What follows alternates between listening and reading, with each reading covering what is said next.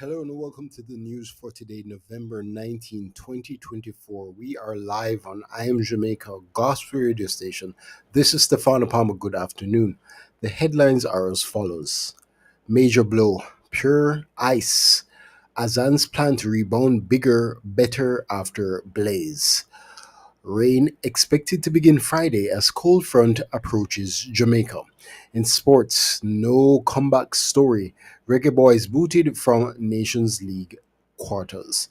On the international scene, 51-year-old man charged with murder after three stabbed in New York City rampage.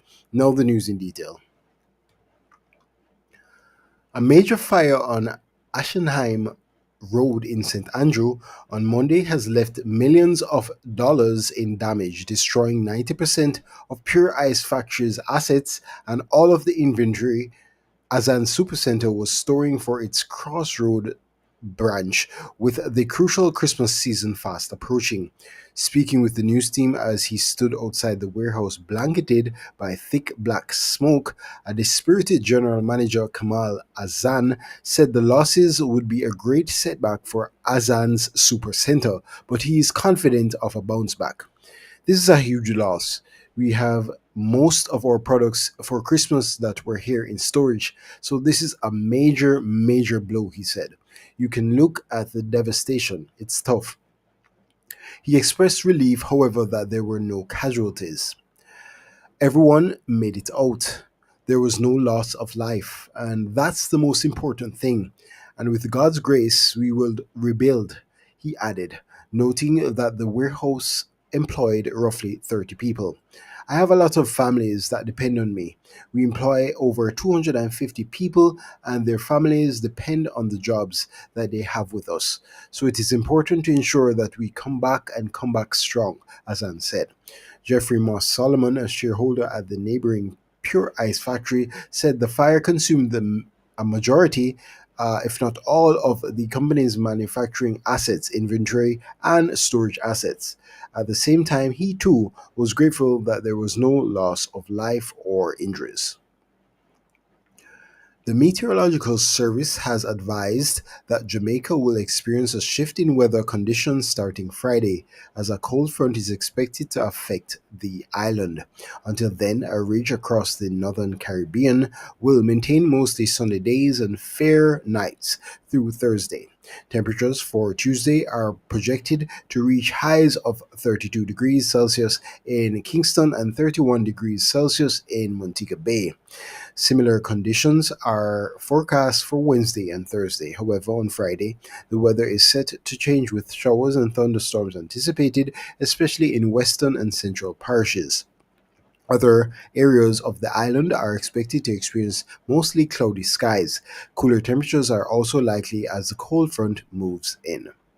Residents are encouraged to stay tuned to updates and prepare for potential rainfall and cooler weather temperatures heading into the weekend. In sports, Christian Pulisic scored twice in the first half. Tim Way got a goal in his return to the U.S. national team from a red card, and the Americas beat Jamaica 4-2 on the last night for a 5-2 aggregate win in their CONCACAF Nations League quarterfinal. Playing their first competitive matches under coach Mauricio Pochettino, the United States advanced to a semifinal on March 20 at Inglewood, California. The Americans won the first three editions of the tournament. The U.S. also qualified for next year's CONCACAF Gold Cup, while Jamaica will have to play a qualifier. Pulisic put the US ahead in the 13th minute when he ran onto a long looping pass from Weston McKinney and kicked the ball past onrushing goalkeeper Andre Blake. Pulisic doubled the lead of a pass from McKinney that Tanner Tessman dummied in the 33rd minute. Pulisic shot deflected in off Deschamps Bernard for a 33rd international goal. And internationally, a man has been charged rather with 3 counts of first-degree murder in the fatal stabbings of 3 people in random attacks across Manhattan, police said Tuesday.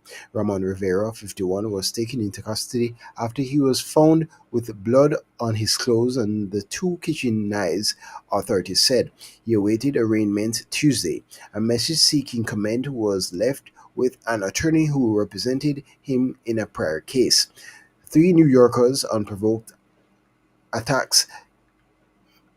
New Yorkers, pardon me, unprovoked attacks that left us searching for answers on how something like this could happen, Mayor Eric Adams said at a news conference Monday afternoon. Investigators were working to understand what propelled the rampage, which happened within 2.5 hours Monday.